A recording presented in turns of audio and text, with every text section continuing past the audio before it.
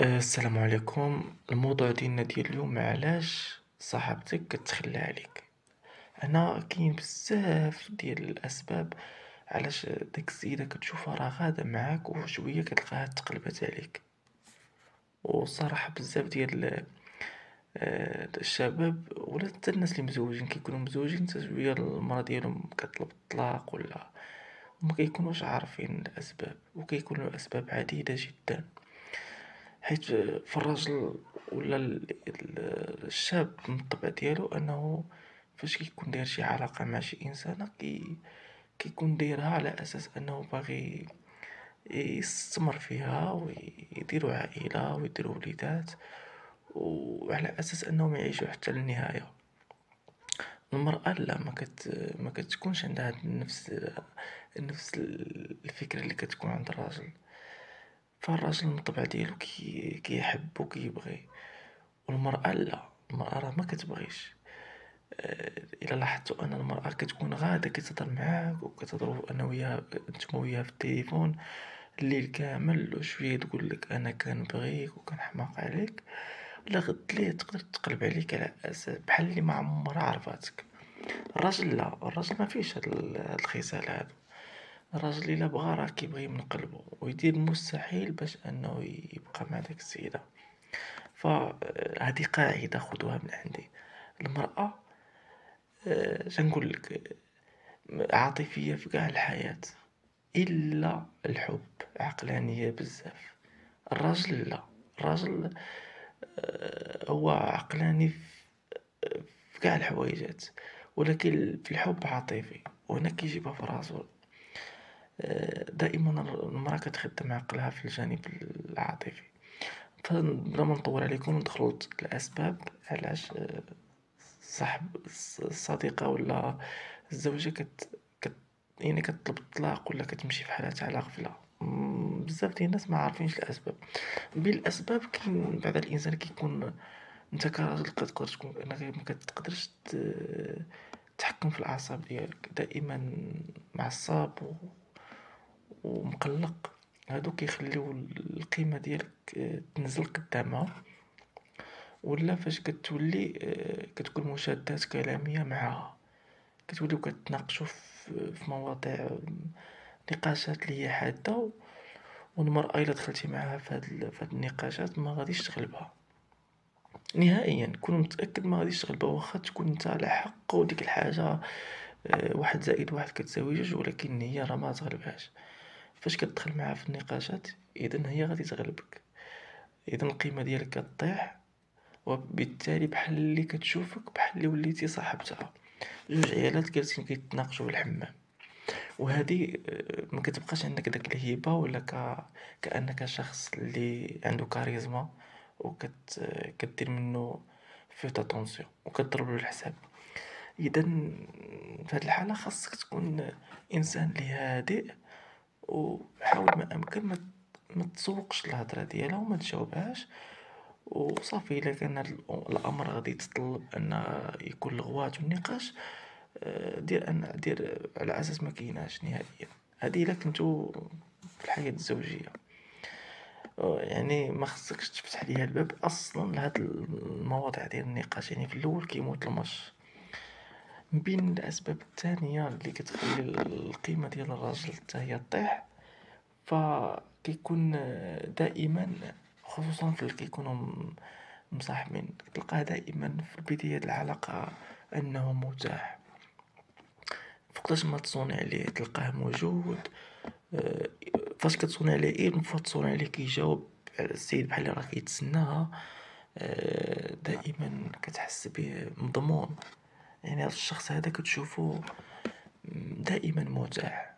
والراجل اللي كيكون متاح ومضمون كتشوفو باللي ما عندوش حياة ديالو الخاصة، ما كيترينيش، ما عندوش هدف في حياته، ما عندوش طموح. وهذا الانسان اللي كتشوفه ما عندوش طموح كتقول باللي ما كاينلاش اصلا غادي نزيد معاه. اذا كتحاول انها كدير له الانسحاب النهائي، ما كتبقاش معاه في مره. يعني كتقلب عليه واخا تكون كتهضر معاك وتقول لك انك كتبغيك، راه الا قالت لك كتبغيك غير في داك اللحظه وصافي. غير الهرمونات ديالهم كيكونوا مبدلين، كون متاكد راه ما لا تكترث لك، ما كون متاكد. المهم حاول ما امكن في هذا السوجي ديال انك ما تكونش مرتاح دائما. بين واخا ما تكون ما عندك ما يدار، آه، دائما بين راسك مشغول، خدم على راسك، تريني، خدم على شي هدف معين. الا كان الشاغل ديالك هو البنت، راه هزك الماء وضربك الضو، كيما نقولوا غيضربك التران بلا فران. حاول ما امكن الا كنتي خدام على الاهداف ديالك وخدام على لي زوبجيكتيف ديالك، كون متاكد البنات غيجيو عندك. غير هو اعطي راسك قيمه، ما تكونش دائما متاح. آه، كاين واحد العامل واحد اخر هو اللي كيخلي الراجل ولا الراجل اللي كيكون مزوج مع ديك السيده ولا داك الولد اللي كيكون مصاحب، يعني هادو في كاع الحالات كتلقى داك الراجل كيبغي من قلبه باش ان الحياه تستمر الى ابعد المدى، ولا داك السيد اللي كيكون كيبغي داك البنت. هنا شنو كيوقع؟ هو ما كيكونش عنده بنات وحدين اخرين، كيكون مركز عليها غير هي، كانها السونتر ديال الكون. وكذلك هي ما هي كتكون دايره الوفره، كيكون عندها الدراري مصاحبه معاهم ماشي غير هو. وفاش هو كيكون مركز غير عليها، فاش كتمشي وكديرلو الانسحاب النهائي كيدخل في واحد الازمه. وهنا ما كيقدرش انه يخرج منها حتى كدوز مده طويله، والمشكل هنا كيبقى يلاحقها ويتبعها. وهنا كيدير واحد الغلط كبير، فما كيقدرش انه يتحكم في المشاعر ديالو. وهي كتزيد هنا كتأكد باللي هاد السيد ما صالح لهاش نهائيا. وبالتالي من الافضل ما تكونش عندك ديك العقليه ديال انك دير غير وحده وحبس. دير دير بزاف، تكون عندك العقليه ديال الوفره. كلما كانت عندك العقليه ديال الوفره ما غاديش تبغي. الا ما بغيتيش دونك هنا البنات كيجيو عندك.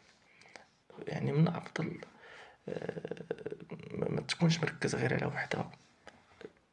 وكاين بزاف ديال الحويجات اللي البنات كيديروهم فاش كيدخلوا في علاقة مع شي ولد. من بين الحويجات اللي كيديروهم هما الاختبارات. دائما هي في دائما كدير لك دي تيست، وخاصك داك لي تيست تنجح فيهم. مثلا نعطيك مثال، فاش انها كتطلع لك الفيو في شي ميساج وكتصدق نتايا كتولي كتصيفطيها دوزيام تيكست و تخوازيام تيكست. هنا كتدخلك في واحد الانسان اللي ما عندوش، كيما نقولوا ما كيتحكمش في لي زيموسيون ديالو، ما كيتحكمش في راسو. وانت يعني صافي فاش كتصيفط لها ميساج وما جاوباتكش، صافي بالنسبه ليك انها ماتت. الا ما جاتش جاوباتك وردات عليك، ما عندك ما دير بها، حيت البنات عطاهم الله صاحبي. ما تطيحوش الدراري يا صاحبي، زيرو راس زيرو معنا صاحبي. يعني صافي البنت ما جاوباتكش، تمشي الله يعاون. صونيتي عليها واحد المره وما جاوباتكش، ما تعاودش دير دوزيام ابيل. صافي كانها ماتت.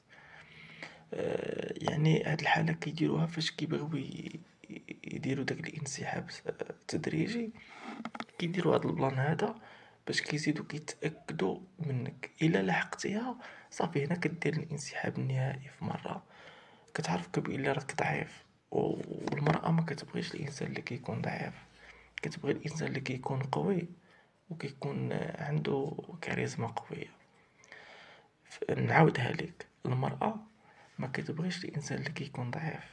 المرأة كتبغي الانسان اللي كيكون قوي وكيكون عنده كيما نقولوا اطار ذكري قوي او اطار ذكوري قوي. الا رجعنا مثلا للماضي في جدودنا ولا واش ديك الناس كانوا كيبغيو؟ راه ما كانوش كيبغيو، كانوا رجال اقوياء. ماشي كنهضرش على البنية الجسمانية، كنهضر على الجانب الداخلي. والمرأة كانت كتضرب له ألف حساب وحساب. وفاش كيدخل ديك الراجل للدار كلشي كيسكت. دابا لا، دابا الراجل ولا عاطفي بزاف وكتر من القياس. هذا هو المشكل اللي طحنا فيه. هو الراجل ولا عاطفي بكتر من القياس. صافي كيتزوج بهاديك السيدة، كيبقى معاهم وياها سميتو في الحديث الوسادة، حتى كيولي كيبقى يشوف فيها داك الشوفة ديال انها غتبقى معاه الحياة كاملة، حيت هو هكا التفكير ديالو. ولكن هي فاش كتشوف بزاف ديال الثغرات فيه، كتشوفو انه ضعيف، وكتشوفو انه مثلا بزاف ديال الحويجات ما متوفرينش فيه. صافي هي الغريزة ديالها كامرأة ما كتبقاش كتشوف فيه ديك الشخصية اللي باغاها هي. صافي مهما الانسان كيوصل انه يكون ضعيف بزاف لديك الدرجة، ديك السيدة كتنسحب في مرة، حتى كتلقى راسها كطلب الطلاق، ولا يعني ما لقاتش في ديك الحويجات اللي باغاها هي كراجل كيما نقولوا. كاينين بزاف ديال الحويجات المرأة كتيستي بيهم من الراجل ديالها، مثلا على سبيل المثال الغيرة.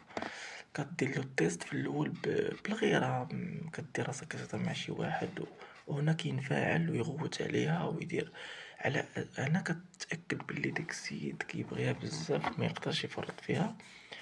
وهنا كتحطو كيما نقولوا في واحد الخانة ديال يعني انه ضعيف بزاف. وهاد الحاجة هادي كنشوفو ان الراجل دائما كيتهلا في المرا ديالو. ماشي عيب الانسان يتهلا في المرا ديالو، ولكن المشكل كيتهلا في المرا ديالو هو ما كيتهلاش في راسو، ما كيلبس، ما كيدير حتى شي حاجة، و صافي كيبين راسو. هنا كتشوفو ما ضعيف بزاف. بالعكس الراجل هو اللي خصو يتهلا في راسو ويلبس مزيان ويكون انيق دائما، يخرج مثلا هو وياه الكافي ولا شي بلاصة ما فيها باس انه دخلوا لشي بوتيك، يسول داك السيدة اللي كتكون خدامة. كتكون ديجا هاديك السيدة كتكون في الماركتينغ، في لو فيزاج ديالها ولا في اللباس ديالها كتكون زوينة. هو ما خصوش يرجع للور، دائما يسولها واخا شي سؤال بسيط، يسولها على شي بلاصة بشي طريقة مزيان، يقول لها البلاصة الفلانية الا كان ممكن تقولي لي فين جات، بحال هكا. ولا يسول على شي منتوج معين ويبتسم معاها، يبين المرا ديالو بلي راه تا هو راه عنده قبول، لان المرا ديالو كتغير. هو دائما كيبقى يبين بلي ما عنده حتى شي وحده، ما كيعرف حتى شي وحده، ما كيهضر مع حتى شي وحده، وهذا غلط كبير كيديروا هاد الازواج ولا الشباب. فالمرأة دائما خصها تشوفك ان عندك اقبال من البنات. الا ما خصهاش تشوفك انه ما. دابا كاين شي رجال كيقول لك ما خص يعني ما خاصنيش نبين راسي بلي راه عندي بنات وعندي معجبات كيشوفوا فيا، يعني خصو غير يرضيها هي. وفاش كيدخلوا في هاد الاخر صافي القيمه ديالو كشخص ما كطيح، ما كتبقاش. المهم حاولوا ما امكن هاد النصائح ديروا بهم. احس براسي انا كنهضر مع خوتي زعما بحال اللي دردشه، كنتجمعوا مع بعضياتنا. هادشي هذا غير تلقائي ما كاتبو ما حتى شي حاجه، يعني كنهضروا في مواضيع مختلفه. المهم هادو من بين الحويجات اللي مهمين بزاف، اللي كيخليو القيمه ديال الانسان كتفقد قدام المراه ولا قدام داك الصحبه اللي كتكون معاك. وكاينين بزاف ديال الدراري، هادي هاد النصيحه مهمه ديروها في بالكم. كاين بزاف ديال الشباب فاش كيتعرف على شي وحده، كتكون شي مكالمة هاتفية بيناتهم في البداية ديال التعارف، وكتلقاه مثلا كيدير ما العادة السرية بالليل معاها في الهاتف. هنا كون متأكد مليون في المية، إلا درتي العادة السرية معاها صافي ما غاديش تشوفك كراجل. كون متأكد القيمة ديالك غادي تطيح وما غاديش تكمل معاك. غير ديرها في بالك. حيدوا على العادة السرية، ترينيو. حاولوا ما تعصبوش مع البنت، ما تكونوش دائما متاحين. خدموا على راسكم، خدموا على لي زوبجيكتيف ديالكم، ديروا البنات بزاف، ديروا البنات تكون عندكم الوفرة. هذا ما كان. نتمنى نتلاقاو ان شاء الله في شي فيديو جاي. ايوا تهلاو في راسكم والله يعاونكم.